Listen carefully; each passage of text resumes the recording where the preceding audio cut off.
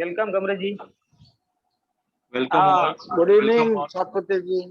Welcome all. Welcome all. Good morning. Good evening. Yes, yes. Good evening. First, I would like to introduce Mr. Panchal, who is today's speaker. Advocate Rajeshwar Panchal is a law graduate from Nanded University in the year 2005 and post-graduation in law from Mumbai University 2007. He is practicing law in Bombay High Court, Central Administrative Tribunal, CAT, at Bombay and Maharashtra Administrative Tribunal, MAT, at Mumbai.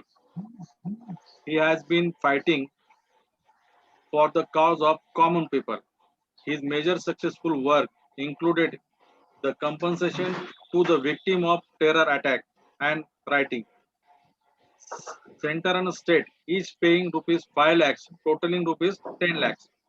And secondly, the right of free education to all Bahujans, socially and educationally backward in the state under the RTA Act, a result of the public interest litigation petition filed by himself, becoming himself PIL petitioner.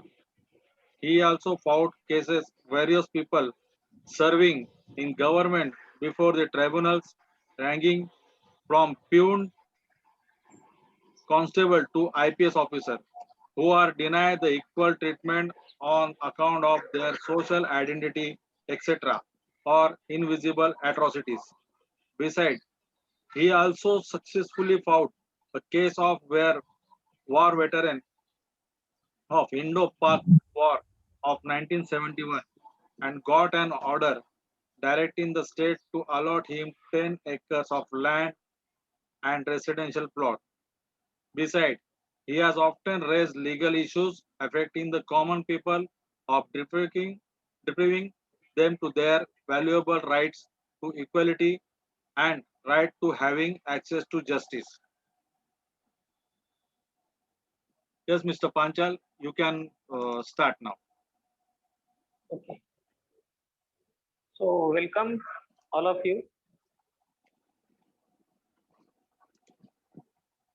So, today we will discuss as to how we in Indian Constitution, by interpreting several articles, so we have reached to a level where now it is almost well settled that the fundamental rights are not separate from each other, and they are part of, every fundamental right is a part of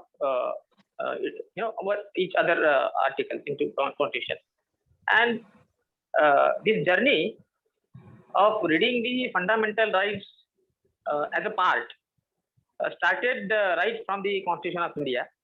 But prior to that, I would like to take you to making of Constitution, and particularly I would like to discuss the concept of due process, because it is this concept of due process that has actually led us to come to such a conclusion that the fundamental rights guaranteed by Article 14, 19, and 21 are nothing but the part. They are the part of each other. So, taken them together, we say that these articles constitute the golden triangle of fundamental rights. So, dear friends, our Constitution of India, or the drafting work of Constitution of India started around 1947. And the drafting committee was, of course, headed by Dr. Baba Sahib Ambedkar, and there were other members also. So these people had huge task before them. So they wanted to study as to how the constitutions of other countries are working. And therefore, some of the members had been to other countries also to know as to whether their constitutions are working properly, and what are the natures of their constitution.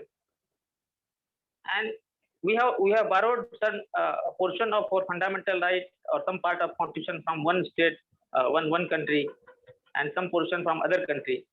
So in that behalf, this journey actually starts when Dr. B.N. Rao, who was also one of the member of the drafting committee, had been to America, and he had met Justice Frank Fulton, who was the American justice, the US Supreme Court.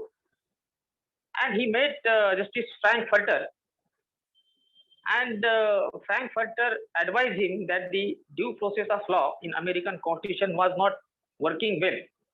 And it was his advice that the India should not adopt this due process.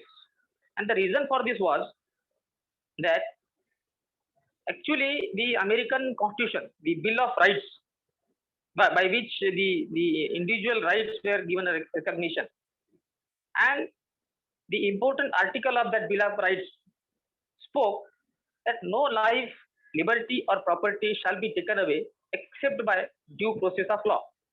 So this is the exact article of American Constitution, which is similar to our Indian Constitution, Article 21. However, when the Frank Fulton gave advice not to include the due process of law in our Indian Constitution, because what had happened in America, and as to why he came to such a conclusion, there is a short history which I will narrate.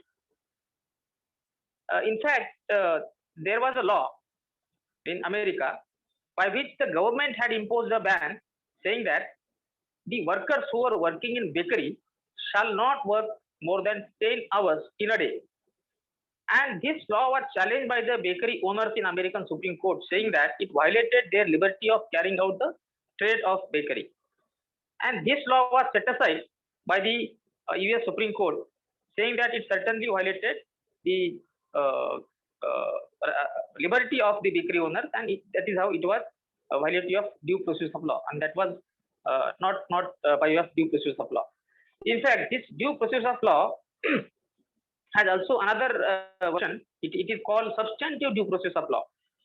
So court went into examining the contents of law and substantively whether the law has taken away the liberty. And on conclusion, court said that the law is illegal. And that is how the law was struck down by application of this concept of due process of law. That was, I think, the first case in American Constitution. But thereafter, what had happened when American President Franklin Roosevelt came, and after the America saw the decline in the economy, the drastic mandi that we say, and in order to uplift or to come out of this problem, economical problem the country was facing, he enacted near about 13 laws. He enacted 13 statutes. And all of these 13 statutes were also challenged in the Supreme Court of America by various people. And all of these 13 statutes were also set aside or quashed or declared unconstitutional, holding that they were violative of the due process of law. And enraged by this, angered by this, Franklin Roosevelt declared that he would enhance the number of Supreme Court judges from 9 to 15. So now this is the fight between the executive and the judiciary. And he declared that he would enhance the numbers of the judges from 9 to 15. And then judges realized that we interfered too much into the domain of the executive or the lawmaker. And then they switched into Save the Nine. You might have heard this line, this very famous sentence. They switched into Save Nine. And they immediately changed their style of interfering into the laws made by the American Congress or the executives. And they stopped interfering, and they departed from the concept of the due process, and they said that we will not interfere into the economical legislations on the ground that it is violation of due process. Now, as a result of that, in Constitution in Supreme Court of USA, even today there are only 9 judges, and like we have around 30 judges in Indian Supreme Court. So this is the background that as to how the due process of law empowered the courts to interfere into the laws made by the lawmakers. And this was giving a rise to the fight between the two important pillars of the democracy. And that is how Justice Frank Fulton advised that if you do this, perhaps the same may lead to this kind of situation as we are undergoing now. And therefore, B.N. Rao came back into India. And now see, when he narrated this before the assembly, Dr. Ambedkar also, of course, he gave his opinion about it, and he narrated this in a very short way that we are facing in such a situation where there are two demons on the two shores, and in between, we the people will be sailing. If we go to one shore, there is a demon. If we go to other shore, there is a demon. So on one hand, if the lawmakers are unlimited, if their powers are unlimited, not subject to the scrutiny by any other branch of law, branch of the democracy, then they will be acting like demons. Similarly, if the too much power is given to judiciary, then judiciary will become like demon. So he left that assembly should decide, and ultimately it was decided that the concept, the expression due process was excluded. It was a conscious decision to exclude this due process from the Indian Constitution. Then what happened? Then we see in Article 21 of Constitution of India. Now in American Constitution, what it speak about, liberty, life, and property shall not be taken away except by due process of law. Now see exactly Article 21 speaks about. No person shall be deprived of his personal liberty. Here the word personal was added to the word liberty. The liberty was qualified. Its meaning was narrowed down by adding the word personal liberty, which meant that the economical liberty, social liberty was taken away as a result of this, negation of the due process of law. And similarly, property was kept out. So we do not find in Article 21 the word property. So what remains in Article 21 is that no person shall be deprived of life or personal liberty except according to procedure established by law. Now here we do not see the word due process of law, but instead thereof we use the word procedure established by law.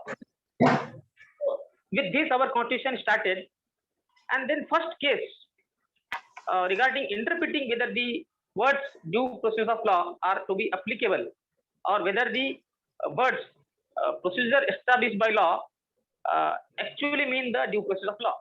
And this case took place in the year 1950 in the case of A.K. Gopalan versus State of Madras. That was a case where A.K. Gopalan was detained under the provisions of the preventive detention law. And the lawyers who argued the case of A.K. Gopalan argued that the concept of due process has to be adopted and it has to be given effect into Indian Constitution, and the law which permitted the detention of a person merely on the ground of likelihood of his committing offense.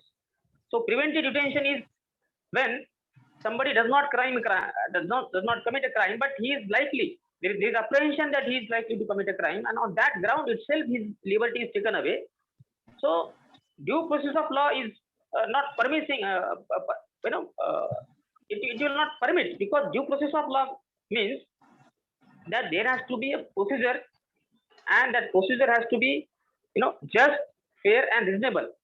Because according to the due process of law, every piece of statute enacted by the parliament or the state legislature, or every such rule or whatever written law does not actually become the law unless it is reasonable, unless it is just, unless it is fair. And even the law has to be passed by the procedure which is also just. Now, when the law is enacted in the parliament, there is a law-making process. Even that process has to be fairly followed. There has to be substantial compliance with the procedure of lawmaking itself.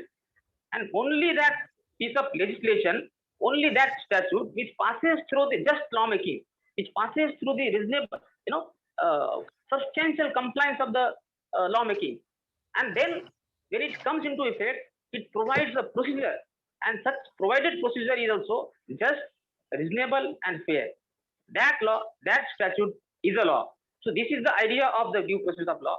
So lawyers argued on behalf of Mr. A.K. Gopalan that the preventive detention law that permitted the detention of A.K. Gopalan was not just, fair, and reasonable, therefore it has to be struck down. Unfortunately, the Supreme Court of India, speaking through the Constitution bench, did not agree with this contention on behalf of Mr. A.K. Gopalan. They said that in India, the makers of Constitution have consciously excluded the provision of due process of law from the Indian Constitution. Therefore, we cannot adopt or we cannot make the concept of due process as applicable to the Indian scenario.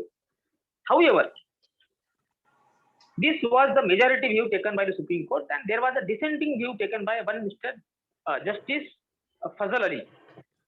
Now, Fazal Ali said that the piece of law or every statute is not a law unless it is just, fair, and reasonable, and indirectly he was accepting that the due process of law can be borrowed or it can be made applicable to test or examine the validity of such a law when it is questioned on the ground that it is validity of somebody's fundamental right. Unfortunately, this view, being a dissenting view, was not the view of the majority, and then thereafter, now you see, lot of time went on, and the constitutional mechanism was developing slowly, and in aftermath, we saw the cases where the statutes were challenged on the ground of Article 14. Statutes were also challenged on the ground of Article 19 violation. Not only that, Article 21 violation is there, and then only statute can be challenged. But the laws were, challenged in Supreme Court or High Court on the ground either violation of Article 14 or 19 or 21. And Supreme Court or the judiciary kept on saying that, these are independent, these are separate articles into Indian Constitution. Until the case of Royappa came. This case is very landmark one, and this is very crucial one. This is the first case where Honorable Justice Bhagavati, while speaking on behalf of the Constitution bench, said that, he actually read the test of reasonableness into Article 14 from Article 19. Now, for this, at this moment, I'll just refer to Article 19. You see, Article 19 gives us freedoms, various freedoms, freedom to carry out any business, freedom to free speech and expression, freedom to assemble, freedom to move anywhere, etc., etc. However, these freedoms are subjected to reasonable restrictions that state can put upon us on the grounds that it is required in the public interest, national interest, defamation, etc., etc., and of course, public order, etc. So the Article 19 speaks about the test of reasonableness. Okay. Article 14 does not refer or use the word reasonable. Similarly, Article 21 also does not use the word or the test of reasonableness, because it doesn't say like that. Article 14 says no person.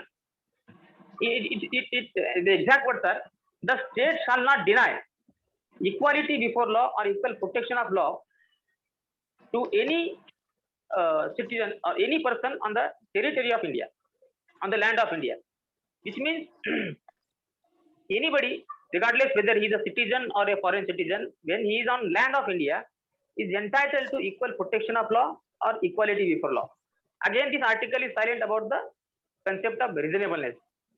So, in this case of Royappa, it was the first time that court said through Justice Bhagavati that whenever any law is challenged on the ground that Article 14 is violated, because Article 14 has different dimensions, it has different aspects, like classification is aspect of the Article 14.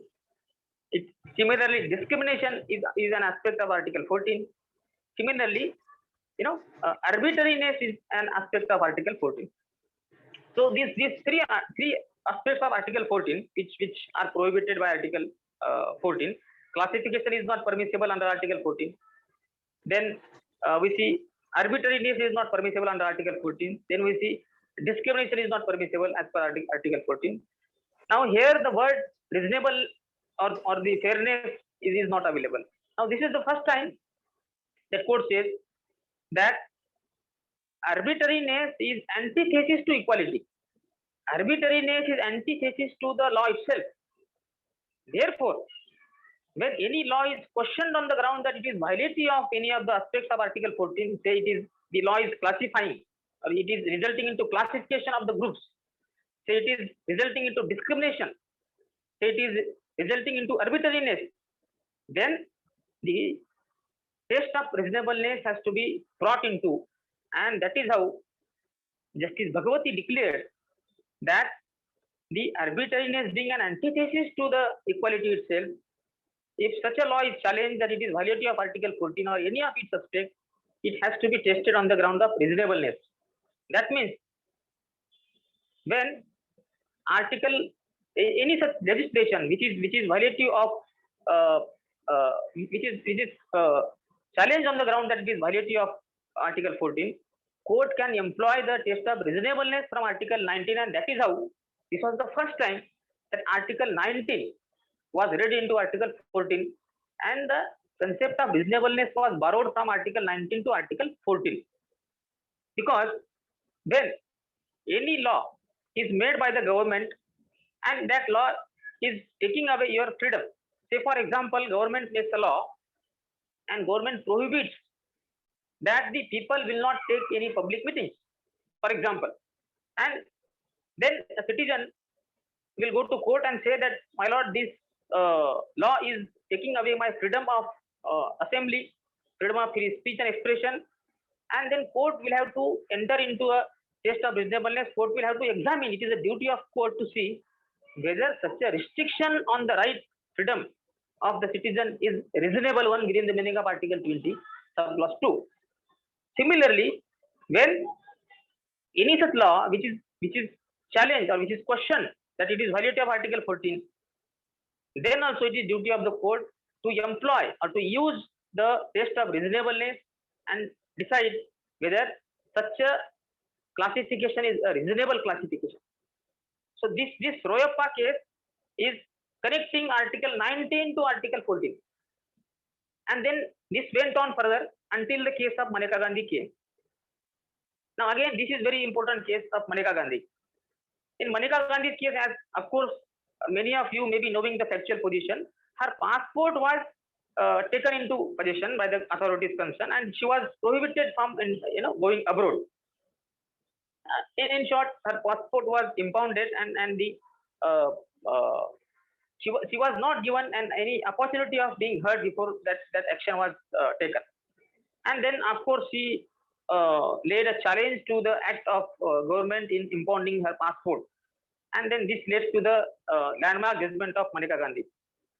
Now in this case again, Justice Bhagavati, speaking on the constitutional bench, he said that Article 14 is part of Article 21. Now see, this triangle is now ready. The golden triangle that we speak about. He said that when any liberty is challenged, when any aspect of life, that is, there are so many enumerated rights which we read into Article 21 are challenged, or such enumerated rights are taken away, and there is a challenge to such act, then Article 14 will also enter into picture. Now, reasonableness coming from Article 19 to 14, and now 14 becoming part of Article 21 in the case of Maneka Gandhi. Now, therefore, when Article 21 is invoked by any citizen on the ground, or to establish that the particular law or the act is violative of Article 21, it shall not be sufficient for the government to, when government will try to protect its action or to save its action on the ground that, see, we have complied the test of Article 21. We have not taken away the liberty, or we have not taken away the life, and therefore this law is saved. So we cannot interfere. You cannot interfere into this law. Then court shall know, this is the only passing test of Article 21. You must also pass the test of Article 19 as well as Article 14. That means, even if you say that Article 21 is violated, indirectly you mean that Article 14 is also violated. Therefore, when court is questioning the validity of any such law, the court will have to examine the validity on the ground whether it is violative of Article 14, whether it is violative of Article 19, or whether it is violative of Article 21. If it is found that Article 21 is violated, it will also mean that Article 14 is violated. Similarly, vice versa, If it is found that Article 14 is violated, it will mean Article 21 is violated. Now, taken together, we see today there is a golden triangle of fundamental rights: equality, and then freedom, and the liberty and the life. Now, the other articles into Indian Constitution are actually, we can say, an extra expression of these rights. Now, when we speak about Article, 25, which gives us a fundamental right of professing our religion, it is actually nothing but the part and parcel of Article 19 as well as Article 21, liberty. Okay, liberty or the right of free speech and expression. Now, the religious matters are actually, coming from or emanating from this right of free speech and expression or the personal liberty. So, therefore, the entire fundamental rights are now, classified, or they can be said to be, part and portion are covered by this golden triangle. You take any fundamental right, you can cover or you can fit that article into that fundamental right into these either of these three articles. And therefore, when any law is to be challenged in any court, or of course constitutional court, that is either High Court or Supreme Court, then this is the only triangle that steps into. Now, as far as Article 14 is concerned, it is so wider that it enters into Article 15, 16, 17, 18. These are all parts of Article 14 only. So, this triangle. Excuse me. Last 4 minutes. Last 4 minutes. Okay. Okay. Okay. We shall rejoin. So, okay. We will then continue after this. If this is not enough to conclude. Okay. So now, as a result of this, what is the law? Now, with this, I would like to give an example of recent times, whether the law is complying with the mandate of golden triangle of fundamental rights. Now, in recent times, we saw that the government of India made a law that is called agricultural law, famously, which is famous, not actually, it is infamous because of the fact that now there are lakhs of people who are questioning that law by public agitation. This is very, best example of recent times to understand this. Now, Supreme Court, when it made it clear that Article 14, Article 19, Article 21 are not independent silos. They are part and parcel of each other. And therefore, now when we say the concept of due process of law, as a result of this golden triangle, again, other byproduct you say, or by default what happened you say. Now the procedure established by law is the terminology or the expression that we use instead of due process. And even if court said that, even if we read the words procedure established by law to be nothing but the due process itself, the same shall be made applicable only to the aspects which are found into Article 21 itself. So what is found in Article 21 itself? There is a personal liberty and life. So that means a law which pertains to your personal liberty or the life can only be tested on the ground of due process of law. Okay. But when we say that the Article 14 is not independent of Article 21, or Article 19 is not independent but part of Article 21, now this concept of due process is also now applicable to Article 19 as well as Article 14. That means the law which is challenged by the citizen or which takes away any of the rights of the citizen can be challenged on the grounds. What are those grounds? Number one, whether the law is passed according to the procedure and whether that procedure is just, fair and reasonable. So on this, let us take the example of the agricultural law that was passed recently in the Parliament of India. It was widely reported that in the Rajya Sabha, there is no majority of the government of the day. So the people who are sitting on the opposition desk were questioning, where they were not, there was no consensus in passing that law or the bill, more specifically in the Rajya Sabha. Then to do away this hurdle of getting through the Rajya Sabha, What the Speaker of Rajya Sabha did was to have unique style of passing the bill, that is by way of loud voice. When there was a demand that this has to be passed in a regular lawmaking process, and it was declared that the bigger the voice, that means it is in support of the law. And Speaker declared